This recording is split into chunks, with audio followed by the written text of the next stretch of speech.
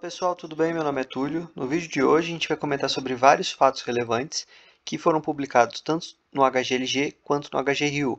É um vídeo que está muito interessante, a gente tem compra, tem venda, tem um lucro extraordinário, estruturas robustas aqui, então é um vídeo que tem bastante coisa para aprender.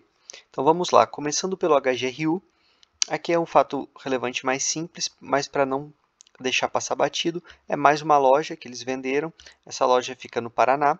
O fundo recebeu aqui mais de 4 milhões e 600 mil pelo imóvel. Esse imóvel foi adquirido em novembro de 2020, ou seja, pouco mais de 2 anos depois, o fundo vendeu ele por 1 milhão a mais do que pagou. Então ele pagou aqui 3 milhões e 600, vendeu por 4 milhões e 600, teve um lucro aqui de mais de 1 milhão, o que representa 5 centavinhos por cota.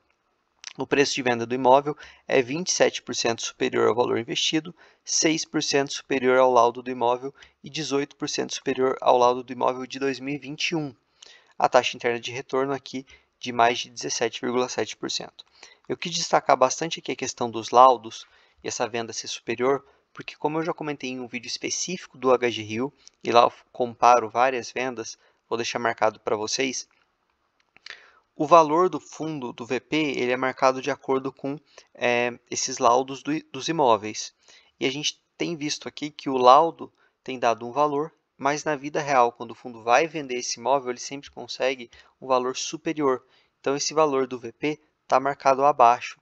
Isso fica mais claro no HGLG, que o pessoal fala que está caro, que ele está custando ali R$ 160, que é muito, que o yield dele está pequeno, que está dando hoje na faixa ali de uns 8, 8,5%, só que esse VP teria que ser maior, e a gente consegue ver isso através das vendas. Eu vou comentar isso, teve a venda do imóvel lá de Uberlândia para o GGRC, e a gente vai ver o lucro brutal que o HGLG teve. Aliás, o HGLG que é o monstro aqui da bolsa, e o HGRU é o monstrinho, né, em crescimento. Bom, a gente teve aqui a conclusão do imóvel de Itupeva, que é o HGLG Itupeva G200. Eu quero comentar aqui para vocês, é um tema um pouquinho mais complexo, eu vou tentar deixar o mais simples possível, porque isso é uma estrutura muito comum. Então, o que os fundos eles fazem? Eles fazem parcerias ali, né, com uma SPE. Então, o fundo vai ser o sócio majoritário e ele tem ali um sócio minoritário enquanto está desenvolvendo. Então, ele coloca aqui, em 2021, o fundo, por meio de uma SPE, da qual é sócio majoritário, havia assinado uma escritura de compra e venda de um terreno terraplanado, atualmente denominado HGLG G100, nos relatórios gerenciais do fundo. Em 2021 e 2022, conforme noticiamos nos relatórios, o fundo trabalhou juntamente com o parceiro minoritário da SPE na concepção, aprovação e complementação do desenvolvimento do projeto. Em 2023, finalmente o projeto ficou 100% construído e o imóvel foi adequado para receber locatários e gerar renda. Eu fiz um vídeo do HGLG recentemente que eu comento um pouquinho sobre o potencial desse fundo ter ali locação de uma forma rápida e gerar renda pro cotista. Vou deixar marcado também para vocês. A conclusão da fase de desenvolvimento do imóvel gerou ao parceiro, sócio minoritário da SPE, o direito de receber uma fração adicional do capital social da SPE, refletindo em aumento da participação que tal sócio já detinha, em adição aos aportes de capital que o próprio parceiro fez na SPE na ocasião da compra do terreno. O que isso quer dizer? Então, o fundo tinha ali uma fatia gorda, agora que o desenvolvimento terminou, o parceiro minoritário vai ter um aumento da sua fatia. Então, ele coloca aqui para a gente que esse parceiro passou a ter 9,4% da SPE e o fundo passou a ter 90,6%, em números arredondados, por cento da SPE. Os acordos societários que serão formalizados prevêem a redução de 90,6% com resgate integral da participação do fundo na SPE a ser paga com dação ao fundo da fração ideal de 90,6%. Traduzindo, tem o patrimônio ali da SPE, que está separado do fundo, que é uma forma que você monta a estrutura para preservar o fundo, a parte jurídica do fundo. Então, você faz uma sociedade de propósito específico, que é a SPE, e agora que está pronto, a SPE vai fazer uma dação em favor do fundo, ou seja, vai descer o patrimônio que está na SPE para o fundo. Então, aqui a gente já vê que quando você vai analisar o VP de um fundo, você tem que ter noção do que ele tem em SPE, porque quando isso descer para o fundo, você vai ter um incremento de patrimônio ali. Então, aqui já é um outro ponto para a gente pensar um pouquinho sobre VP. Tá? A fração ideal remanescente do imóvel, ou seja, o que ficou com o sócio minoritário, 9,4%, é objeto de compromisso de aquisição pelo fundo, por força da assinatura do CVC. O que ele está falando aqui? Que ele vai comprar esse restante que ficou com um sócio minoritário. A qual preço?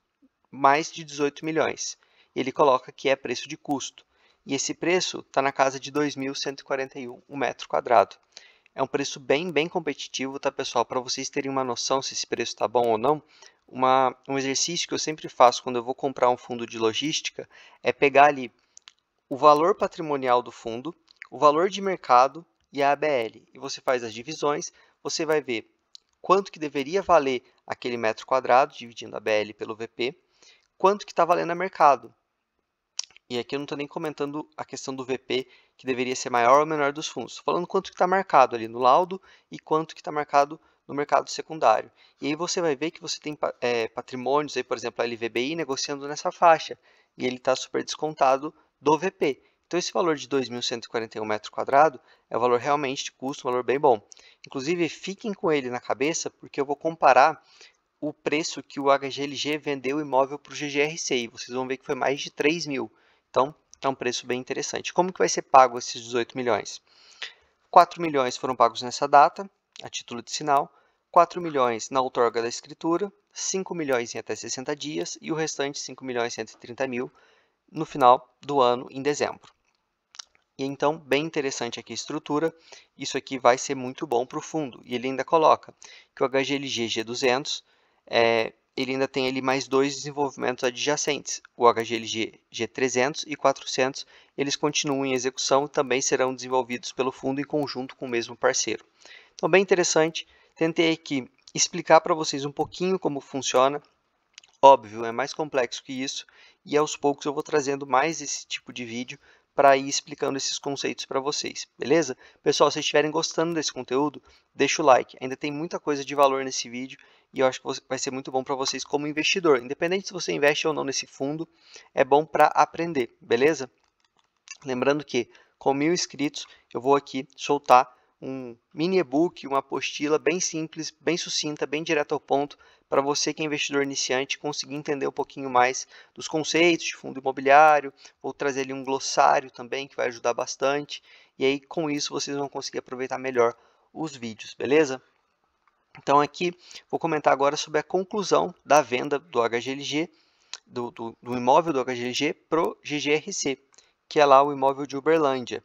Então, eu estou aqui com um fato relevante do HGLG, ele coloca que o valor inicial e original da venda foi de 253 milhões e o fundo, então, assinou a escritura concluindo a transação e transferindo a propriedade do imóvel ao comprador.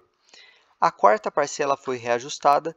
Para quem lembra, essa quarta parcela custava 68 milhões, então o HGLG ele deu ali um desconto de 8 milhões e ainda vai parcelar em duas parcelas iguais de 30 milhões sem correção. Por que ele fez isso? GGRC, a gente sabe que tem seus desafios, seus problemas, e o fundo não tem caixa, ele precisa desse dinheiro, então o HGLG fez essa nova estruturação, deu um desconto para facilitar, para não desfazer um negócio inteiro, um negócio que, independente desse desconto ou não, foi muito bom. Claro, se tivesse sido 68 milhões, seria melhor, mas você vai perder um negócio inteiro por causa desses 8 milhões, um negócio que é fantástico, então ele fez essa força, ajudou lá e ajudou aqui, importante é receber, porque realmente foi uma venda muito boa. Então ele continua aqui falando que o valor final a ser recebido pelo fundo, então foi de 287 milhões e meio, e você dividindo ali, fazendo a conta, deu um preço de 3.224 por metro quadrado. Então aqui a gente já consegue ver, ele vendeu a mais de 3 mil reais, e aqui ele está pagando para o sócio minoritário da SPE pouco mais de 2 mil. Então aqui a gente já consegue ter uma noção também. Então, desse preço, ele já recebeu mais de 227 milhões, recebeu 30 milhões nessa data, que é a primeira parcela, e a segunda parcela vai ser em dezembro. Tá? Ele oferiu um lucro de mais de 101 milhões nessa operação, ou seja, ele comprou esse fundo a um valor muito mais baixo há pouco tempo atrás e fez esse lucro de R$ 4,32 por cota. Que é pegar esses 100 milhões e dividir, então deu um lucro aqui brutal. Quantia paga, então desses 4,32, o recebimento da quantia paga nessa data implicará no reconhecimento de um lucro em regime caixa proporcional de mais de 8 milhões e 600 mil, que dá 37 centavinhos por cota no primeiro semestre, que é essa parcelinha de 30 milhões. E aqui a gente já consegue ver que ele vai ter mais 37 centavos, muito provavelmente, né, por cota no segundo semestre. Claro, se tiver aqui uma emissão, aí vai dar um pouquinho menos, porque vão ter mais cotas. Então, o preço final é 54,4% superior ao valor investido e a TIR foi de 17,2%. Então, assim, realmente, uma compra no preço muito bom sempre é muito importante, porque isso gera uma venda com o lucro, e quanto menor você pagou o preço, maior vai ser ali o seu lucro. Então, realmente, uma venda muito boa. E é um imóvel bom para quem é cotista do GGRC. Não é que o HGLG está passando uma bucha para o GGRC. Não, é um imóvel interessante, claro. É uma localização que não está aqui no raio 30, raio 60 de São Paulo. Está em Uberlândia, salvo engano. Mas é um fundo interessante. Eu tenho vídeo aqui do GGRC também, para quem quiser ver. Um vídeo até que bem atualizado. Vou soltar outro em breve. Então, quem quiser análise do GGRC, eu tenho lá. Vamos, então, para a proposta de aquisição do GTLG. Como eu disse aqui, o HGLG é um monstro e ele quer aqui fazer mais uma compra bilionária. Então vamos lá que tem bastante coisa interessante também. Estrutura de aquisição. O HGLG já tem ali cotas do GTLG, então vai ser feita uma cisão. O HGLG, que tem 14,22% de cotas, isso vai ser cindido e a compra vai ser feita da fração restante, que é de 85,78%. Então, a aquisição será realizada por meio da celebração ali de documentos particulares, né, contratos, e a transferência da propriedade do GTLG mediante pagamento do preço de aquisição. Então, ele vai comprar. Qual que é o preço? O preço de aquisição toma por base o valor de 1,3 bi, arredondando, por 100% dos ativos detidos pelo GTLG. Então, aqui, como eu disse para vocês em um vídeo de fato relevante também, uma compra bilionária. O HGLG, que já é um fundo bilionário muito grande, mais uma compra aqui realmente volumosa, né? Considerando a aquisição de 85%, o preço da aquisição então vai ser aqui de pouco menos de 900 milhões, 869. Então é da fração de 85, ele vai pagar ali quase 900 milhões. E como que vai ser pago todo esse valor? Então vai ter um montante mínimo de 350 milhões, tá? Dinheiro ali, né, que ele vai pagar e que será utilizado obrigatoriamente pelo GTLG para pré-pagamento parcial dos lastros do CRI da série, aqui ele coloca a série e da emissão. Eu fiz uma análise do GTLG, para quem não conhece o fundo, e é um fundo que tem muita alavancagem, salvo engano, pouco mais de 700 milhões. Então ele já vai matar aqui metade dessa alavancagem, porque aí quando isso vier para dentro do HGLG, ele vai ter um percentual menor do seu PL alavancado, porque ele já vai ali matar de cara quase metade. O montante remanescente, caso não sejam captados recursos em moeda corrente nacional para pagamento da totalidade do preço de aquisição, será realizado mediante compensação pelo GTLG dos créditos por ele detidos em decorrência do instrumento de aquisição dos imóveis contra o HGLG, de modo que, em razão da integralização, o GTLG poderá passar a deter cotas de emissão do HGLG. Traduzindo, ele diz aqui claramente para a gente que ele vai tentar fazer uma emissão para captar esse dinheiro. Então, emissão à vista aí para quem é cotista do HGLG. Caso ele não consiga captar o dinheiro, ele vai pagar em emissão em cotas, mais ou menos como o PVBI fez. Para quem quiser também, tem vídeo aqui, procura PVBI, VLOL. Eu fiz um vídeo explicando como funcionou, basicamente é o mesmo racional, tá? E aqui ele coloca CSHG, né, pessoal? Então é um fato relevante sempre muito complexo. Ele coloca aqui as premissas para essa compra e venda ela continuar, ela ser finalizada.